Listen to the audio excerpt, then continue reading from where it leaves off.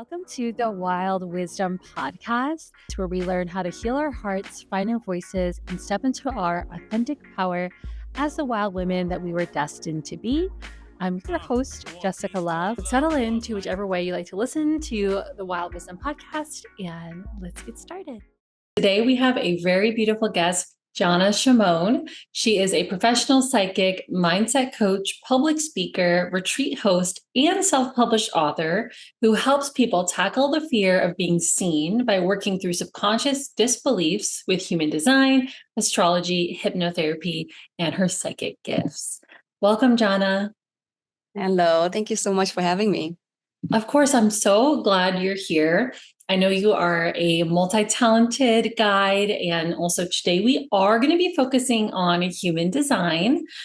Normally, we start this podcast off by asking guests what their big three is in astrology, but since this is like our human design edition, I'm going to ask you about your design. So what is your design type, profile, and authority? Yeah, no, of course. I'm a manifesting generator, and I'm a 1-3 profile and a sacral authority. So cool. Thank you for sharing that. And we can talk maybe at some point what that means. We don't have to get into the different ones, but just what the categories mean. I love connecting with 1-3. So I'm a 6-2 emotional projector, and I am I'll be like basically turning 28 when this comes out. So I'm still like at the end of my 1-3 journey. Mm-hmm. I feel most aligned right now with those who have that profile. So it's cool to get to connect in that way. Would you just briefly share like 5 minutes of what is a profile, what is a design type, and what is an authority? Yeah, sure. So human design is a very interesting system in itself. Like, it is partially based on astrology. A really big part of it is actually astrology. And then it is also based on the chakra system and I Ching, Kabbalah, but also it is backed by science through quantum physics. So this is what I think one of the biggest things that I was so interested in learning more about human design, because it is backed by science. So like there is like my logical mind was stimulated by getting into understanding the system more as well, and not just the spiritual side of me that I'm interested in. So I think that is like one of the biggest differences, I guess, between other systems that we're using, like astrology or numerology.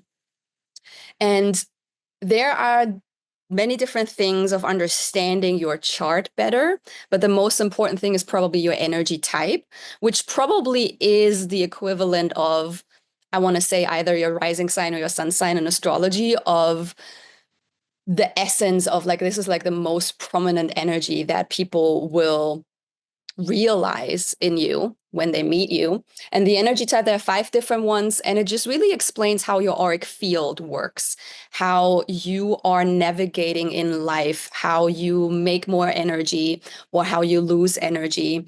If you're a person that needs more rest, or if you're a person that needs more stimuli. So that's really what is explaining the energy type for you. And then we have the authority, which is also very interesting and important, because this is what helps you to understand how to be more aligned with life, how to work with life in a better way, because it helps you to make aligned decisions. So there are 8 different authority types in human design. And everyone is different, but all of them are based on your bodily functions, on how your body tries to communicate with you. No energy type, no authority in human design. So really no person on the planet is supposed to make decisions with their head and logic, but supposed to make their decisions based on the body wisdom, like how the body is communicating with you. So the authority, the way I explain it to my clients when I have readings is usually in that way, that I say it's almost like it is the language your intuition chooses to communicate with you what to do next. So just as a quick example, some are meant to make decisions in the moment because it's a gut feeling. Some are meant to feel through a wave of emotions until they get to a point of clarity to make a decision. This would be you, because you said you're an emotional one. And then there are several other ones, but these are the 2 that are most common. And the biggest contradiction really also, because it's either you have to make a decision in the moment or you actually have to feel through it until you can make a decision. And then the profile goes more into explaining your personality. Like it goes a little bit deeper into how you or what energies you usually use to filter through the lessons of life, I want to say. So when we're saying, for example, you are a 6'2", the 6 is a very special one because it is there are 3 parts to it, and you are like at the end of your first part right now, where you're really going through life, experimenting and figuring out what it is that you want to do, and failing here, and then getting up again and realizing, no, actually, I want to go and explore this a little bit more. And then you move into the next phase and into the next phase. And then the 2 is the hermit energy. Like you really need to retract after like you had an experience to integrate all of that. Let's say my profile is a 1-3. For me, the 1 is more like the investigating energy. If someone's out there listening and you are a 1-3, you probably like to read a lot of books or watch a lot of YouTube videos or movies or ask a lot of questions about specific topics because you are really curious at nature. And then the 3 is more like, let me jump into it and try it out. So it really explains of how you approach life. And then there's one more thing in human design that is very important, which is your strategy.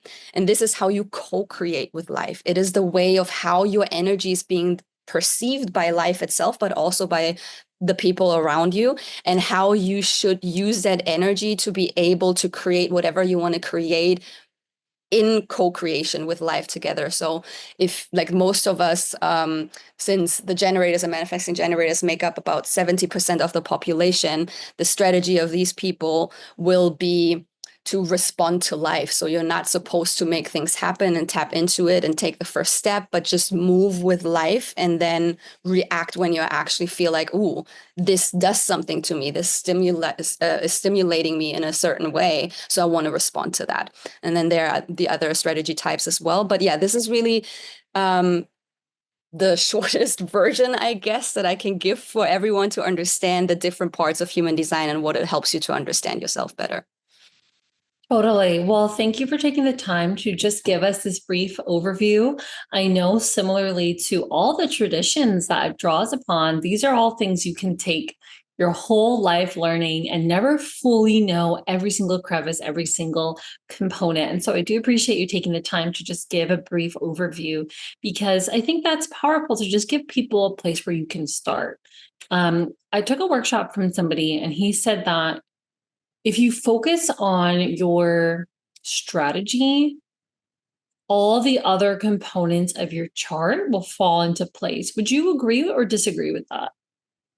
To a certain extent, I would agree with that. I think it is more so a combination of the strategy and your authority. Because even if you would, let's say, respond to life, you would still need to know how you should respond to life. Should you respond to life in the moment, like a sacral authority, like a gut feeling, or should you respond to life by noticing it, but then feeling through the emotions first before you react to it? Like you would need to do it as an emotional authority. So I think it's a combination of the two. But the first thing to understand of how to tap into your human design is definitely your strategy. So I would agree to a certain extent. Yeah. Okay, good to know.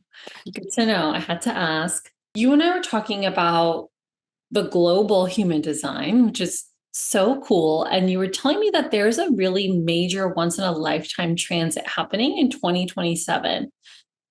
Can you tell us more about that? What can we expect and how can we prepare for it since we have some time? Yeah. So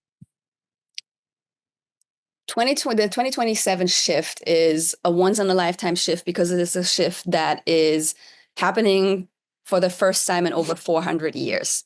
But before I go into explaining more about that, I want to talk a little bit more about the incarnation cross that we have as people, because that big shift is the incarnation cross shifting from one to another based on humanity. But first, I want to explain what that really is so people can grasp and understand what that really means and how that affects us really. So in human design, the things that I already shared with you is obviously just that is probably, again, the equivalent of your big three in astrology, and maybe a little bit more, maybe your big five. The different things that I just shared in human design is probably the equivalent to that. But obviously, there's so much more. Like I said, human design is also based on astrology. So you have several energies in your chart that are called gates or channels that are basically your gifts, but also potentially things that condition you in a way so that you do not believe that you are worthy of tapping into these gifts or whatever the block is that you are working through. And then these gates are all moving through a specific planet of yours.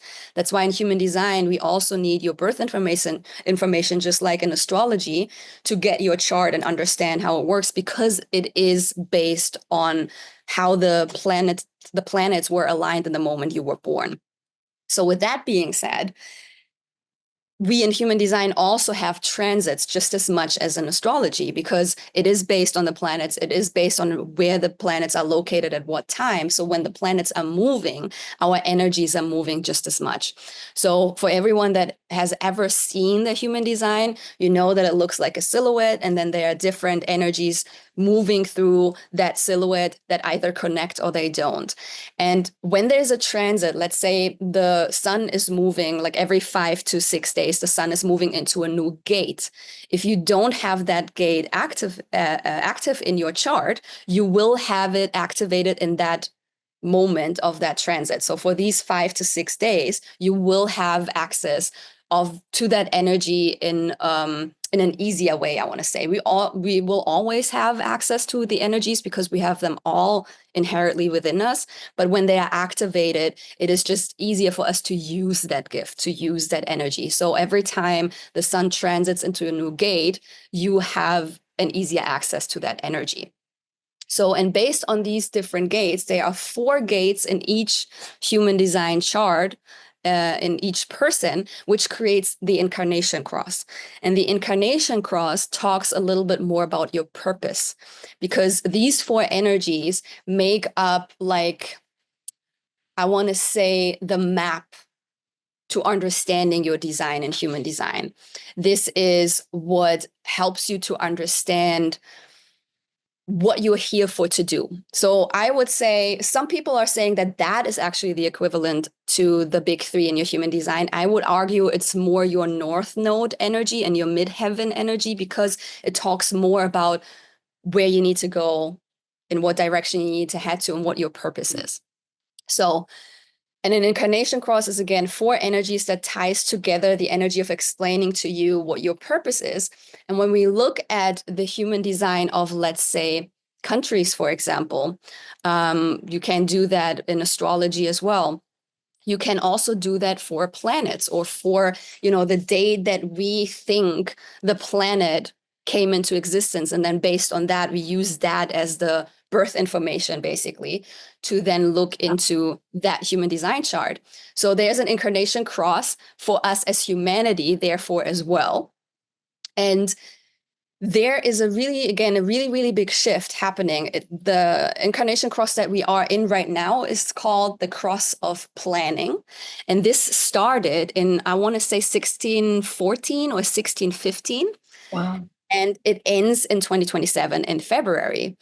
And we are then moving into the cross of the sleeping phoenix, which will last until 2430 something. I want to say 38. So another like really long 400-year cycle, really. So it is really a once in a lifetime major shift that we're experiencing, because we, as the humans that we are right now, will not see that happening another time. And yeah, it's a very evolutionary shift in global themes, because we are moving from collective structures and support system towards a more individual empowerment and personal survival and emotional authority energy. So right now, if you just look back into history from 1600, 14, 15, whenever that was, up until now, we moved through the French Revolution, the Industrial Revolution, and so many different shifts that humanity moved through, which was always catered around listening to outer authority, listening to what the government has to say, listening to what, whatever we assigned, whoever we assigned to be the leader for us. It was always looking outside of ourselves for answers to our questions, for understanding how we should navigate things, how the structures as humanity are being built. And when we're moving into this new incarnation cross, it will be much more about individual empowerment and understanding that we should listen to our inner authority. Therefore, the authority, when you asked me if I think if we only follow our strategy, that everything else will fall into place. And I said, I think our inner authority is just as important. That's what I mean. It's not just in general that important that we integrate that and that we dive into that. It is even more so important because of the time that we are living in right now, because we are moving into that shift. And it is necessary for us to have a connection with our inner authority, to be able to embody the person we need to embody, to be part of the bigger picture when that shift is happening, because it will happen regardless. And it is a really, really big shift because the current cross that we are in, the cross of planning, is really focusing on communal bonds and is very much established in the traditions of how we have been navigating the world and what structures we have been using. And on the surface level, that sounds beautiful, communion bonds, and we rely on what we know works, but did it really work? Is it really working? It's the question that more and more people are having. And I think one of the biggest shifts that already started preparing us to realize that we can't always rely on all outer authority was when we moved through 2020. I think that was one of the biggest wake-up calls for humanity to realize that there is no such thing as having a safe job. There is no such thing as having safety when it comes to health, when it comes to the way you live, when it comes to your freedom.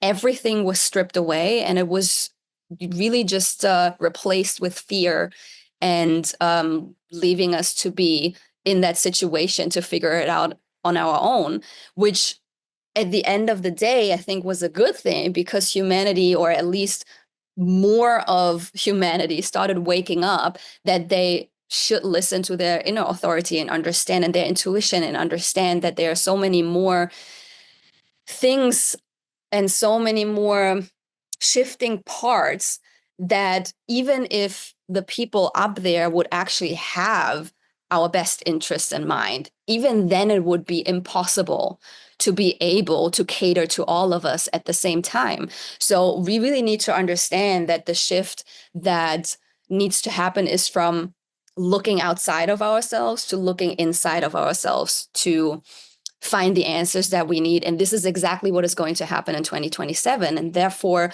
I've been talking about the shift for, I want to say, the last 3 or 4 years, because it is so important for people to understand that this is what's coming, and that this is why the structures are being stripped away right now, which can feel, well, really overwhelming and is very fear-inducing, but this is what needs to happen. The structures need to crumble in order for the new structure to be reborn, and it starts with us. It starts with us realizing that we have to trust ourselves and our intuition, and therefore we have to build that trust muscle first in order to really be the person, again, that we need to be when that shift is happening, so that we are not being shaken too much and shaken awake only then, but actually realize now that we have to do something about it. Wow, thank you for sharing that. It sounds like we are about to have a really powerful transformation. I love what you said about preparing for it instead of like allowing ourselves to be shaken. And I am curious if you could predict. I know that if you could predict knowing that you're not going to get it wrong and you're not going to get in trouble if you end up being wrong, but if you could just guess, like, what are some ways that you could see this, I don't want to say force because that feels negative, but this us all being thrown into the fire of individuality, us all being thrown into the fire of intuition and of sovereignty, like Do you have any examples of how that could possibly manifest? Right now, in my head, I'm thinking rise of AI, I'm thinking government structures, sexuality, maybe. I'm curious, I want to hear more. What are some things that you could see happening? And we all know that there is no light without some dark first. So if it's a cause that you feel more drawn to share about or an effect, either or is fine. Yeah. It's very interesting that you brought up sexuality because, like said, the incarnation cross always exists out of four different energies, and it will always be four of the different gates that we have in human design. There's 64 gates in total, and it will always be four different gates spun together into an actual cross. You can actually see it in your chart as a cross. That's why it's called an incarnation cross. And we are moving into the cross of the sleeping phoenix. So it was interesting that you touched on, being thrown into the fire. So like we literally rise from the ashes as the phoenix.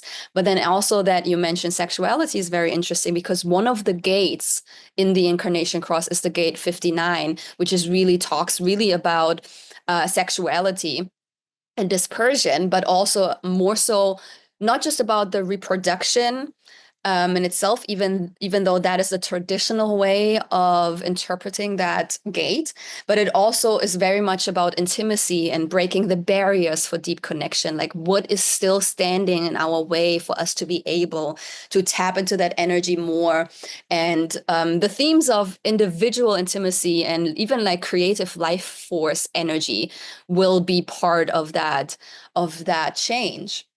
And again, that's one of the four different gates. Another one is like more abundance and being more in emotional depth and spiritual awakening.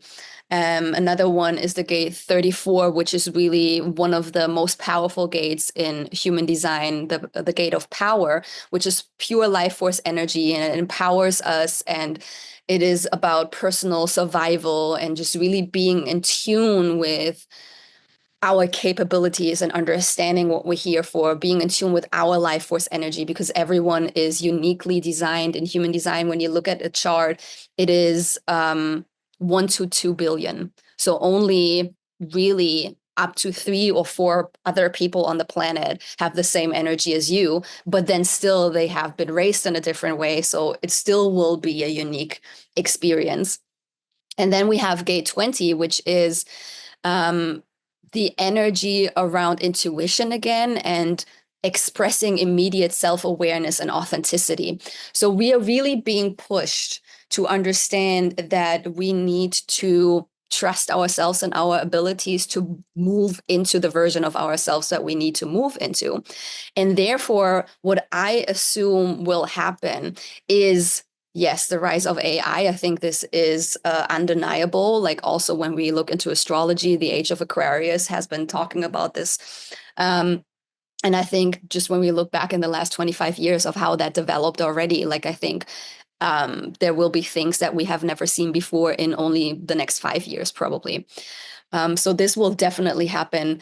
And then what I also think will crumble is not just the government system and the structures in itself of how countries are being guided and led, but I also think the church will be a really, really big structure that is going to fall apart because it's necessary, because we are seeing more and more, and it has been like not really shoved under the rug anymore so much in the past even 20, 30, 40 years of how much of evil energy actually is being practiced in churches and in, well, structural religion, really.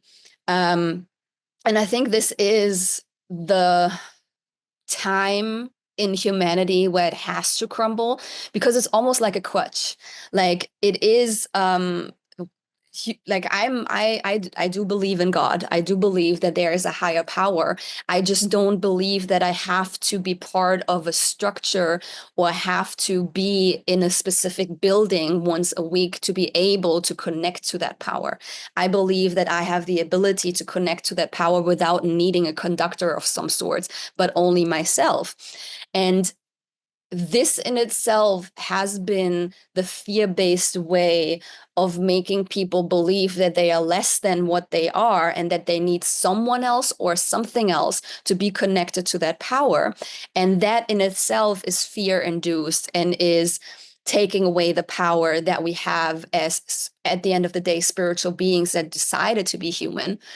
And I think these structures also need to crumble because it is standing in the way of our individualism. It is standing in the way of our capability of tapping into who we need to be in order to bring humanity to the next phase.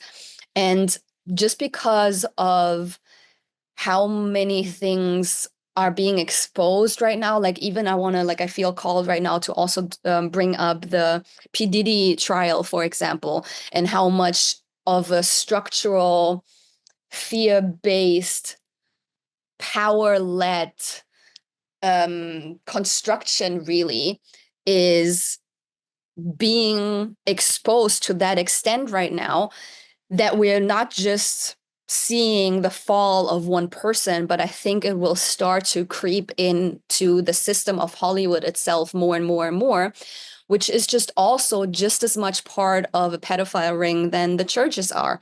So, and then we can throw the governments in there right away as well. It's like it is all tied together. Every structure and construction that has too much power eventually moves into being part of the pedophile ring. That's just something that I have been noticing while just, diving into these topics. I'm really big at, like, I'm a 1-3, like I explained in the beginning. I'm a curious person. When something just strikes my curiosity, like I will dive deep and I want to understand where this is coming from. And I think at this point, there is not really much left to put under the rug, because so much has been exposed. And I think the snowball is rolling and it is happening. And if it is happening before 2027 or is happening and coinciding with that shift, I don't know. But I think that this is what we're going to see. Like many structures are going to crumble, all of the ones that are tied together when it comes to them having more power over other people. Yeah. Wow, I just got this image of unplugging a device from an outlet, and how we're all going to be forced to unplug from these systems or these aspects of society that we once found comfort in. And I'm using air quotes because this like false sense of comfort and stability. And it's unfortunate. Like my heart goes out to Cassie and to victims of child trafficking and abuse. And I'm thinking right now about Justin Bieber. And so we see right now in the spotlight for the first time ever, we see two celebrities, at least, if not more. But I'm thinking right now about Cassie, I'm thinking about Justin Bieber. These two celebrities coming out and speaking about Hollywood. And we can go down rabbit holes and rabbit holes about that. Like I went down an Avicii rabbit hole when he died because something just wasn't adding up. And when you learn about, there's a conspiracy theory there that he was in the middle of making a documentary about child sex trafficking and child pornography and things like that. And all of a sudden, this sober musician overdoses on some random drug. Doesn't make sense, right?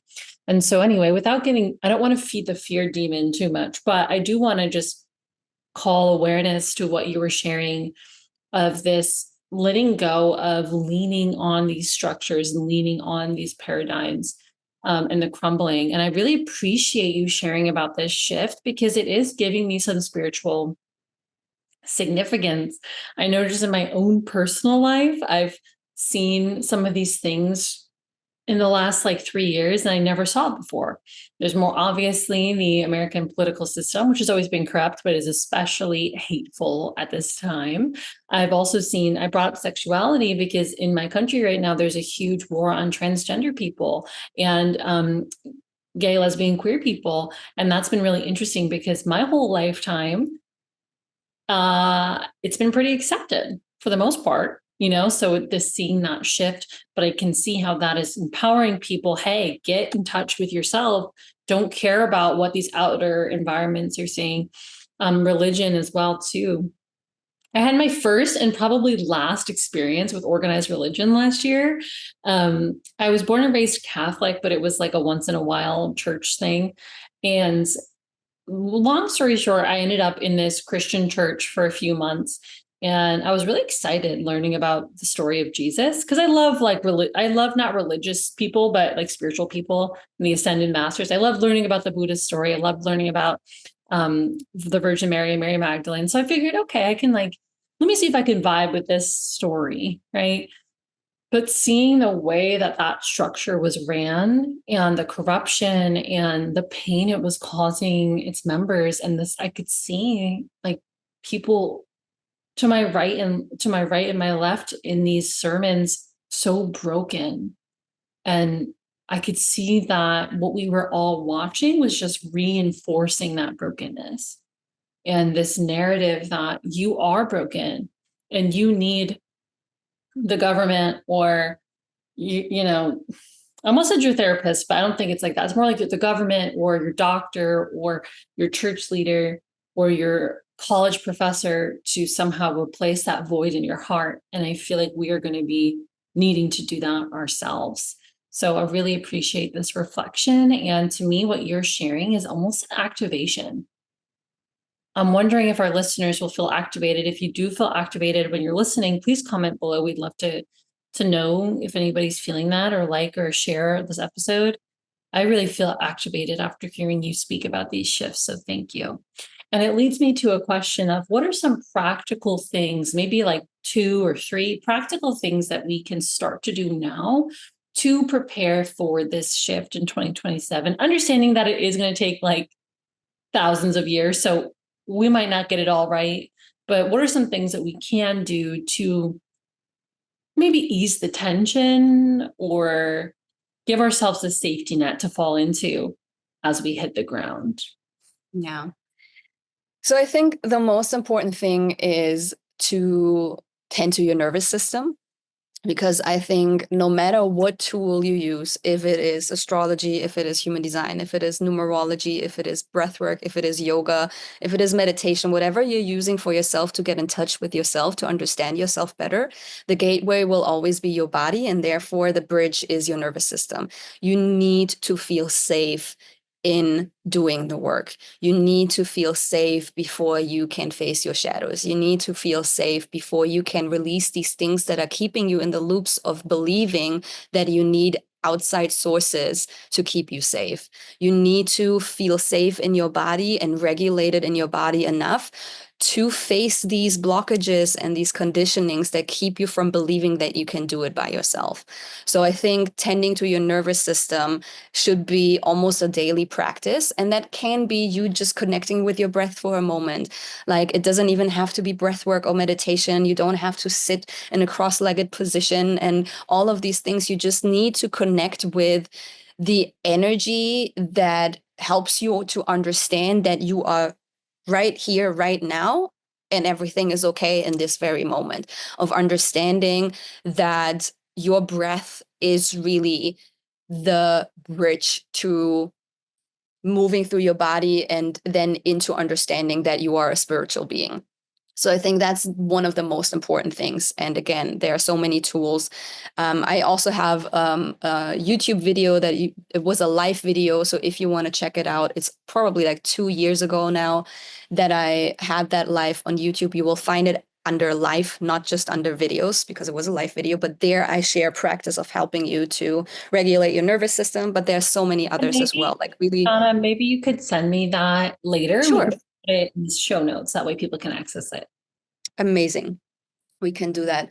And then I think, me personally, I feel like human design prepares you in the best way of understanding who you are and where your conditionings lay, and therefore understand that this is what you need to work on to be able to embody what you're meant to be as a person in this lifetime. So I always encourage people to look into their human design. At this point, human design is just a little bit older than 30 years. So compared to astrology, it is very, very young. So there's not as much information accessible on the web as it is when it comes to astrology, but there is enough for you to get an understanding of what your chart means. You just need your birthing information, so birth time, birth date, and birthplace, and then you get some information that you can start with. But if you really want to go deep and understand what it means and what you're here for, and understand how all of these energies in your human design come together and create that individualistic energy that you carry,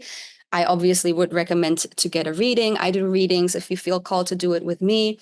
I have capacity right now as well, because it really helps you to understand what is blocking you from becoming that version of yourself that will be part of that big shift, so that you can be that puzzle piece that is necessary to create the new picture and the new, earth paradigm, or however we want to call it. And I think using something that helps you to understand who you are and helps you to understand what you are here to do, and helps you to understand, to strip away all of the things that keep you from understanding that, is the way to go right now. Because we need to, like, the first step is to understand who we are. The first step is to understand what we are made of, to then get to the next level of, like, okay, how can I use this energy? How can I use these gifts that I have to be part of society, of the new society that we hopefully create together, but at the same time also expressing myself the way I want to express myself, because that is the biggest thing that is going to shift from the incarnation cross we are in right now, the cross of planning, into the new one we're moving in 2027, is moving away from just being a part of society based on what we believe we have to do to carry society, and therefore cater to other people more so than to our individualistic expression and the way we want to be expressing ourselves, to actually realizing when we expressing ourselves and when we feel connected to ourselves and we feel whole and we feel like we are actually the person we're meant to be, that we are then automatically by default are the puzzle piece necessary to fit into that entire puzzle of the new society, because we are then not just expressing ourselves the way we need to, but we also feel so aligned in our energy that we by default spread out the energy that is necessary for that society to be created and for that new energy to be created. So yeah, it really is about, like, tending to your nervous system and then getting into understanding who you are and what you are here to do. Wow. I feel more hopeful after hearing you share this shift. I know that there will be a tower crumbling for us to see the star, but I feel hopeful hearing what you're sharing that we're heading into, and I'm excited for this incarnation cross. And I'm a mother. I don't know if you know that. I have a 14-month-old baby, and witnessing her, and even just the other babies at the playground, or yeah, witnessing babies in my life and seeing them, I am seeing the light and the individuality that our children have. And I believe that future generations will come in with. And I really believe that they will be our leaders someday, of course.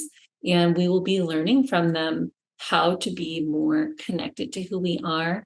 And what a blessing it is that we are all being forced to come to terms with our unique soul expression and to express it, period, regardless of what forces may be oppressing us and maybe pushing us further into that authentic expression.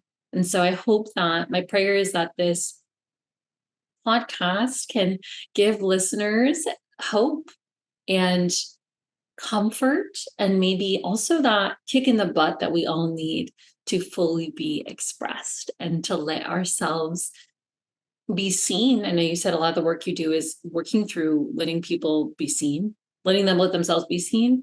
And I think that that is very aligned with this shift. So thank you for all of your time and energy and breaking that down for us and giving us an intro to human design. How can you said people can work with you via your readings, and with that, nervous system practice you have on your YouTube. So we will put those links in the show notes for you all.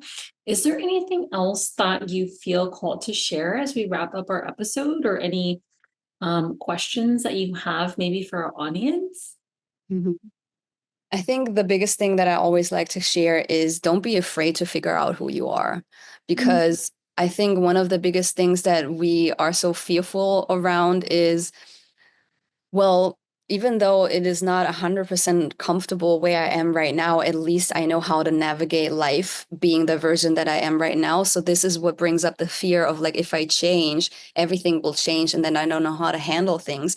But trust me, when you will get into uncovering who you really are and express the real version of yourself, you don't even have to question anymore, how do I handle things, because you have been through such a big transition that you're not afraid of the smaller transitions that come in hand with that, really. And you will find a real quicker way, an easier way to handle these things, because you are in real alignment with who you are meant to be. So like, there is no need for fear of figuring out who you really are. And I think this is why there are so many tools being birthed now to help you to understand how that works and how you can do that. And yeah, like I said, you can book a human design reading. I also do coaching with people where we go even deeper, where I use my hypnotherapy recordings to help you to debunk the disbeliefs that keep you from doing that. And psychic readings, if you just want to have some insight of what is going on right now in your life or connect to your ancestors. There's so many ways of helping you to become that version, but you have to take that first step of like stepping out of that fear and allow yourself to feel ready to do that. So that's really what I want to share with people, is like, there's no need to be afraid, because you're meant to be that version and it will happen eventually, but you have the chance right now to play into it so that it might be a little bit more smoothly than if you would wait for life to nudge you to do it.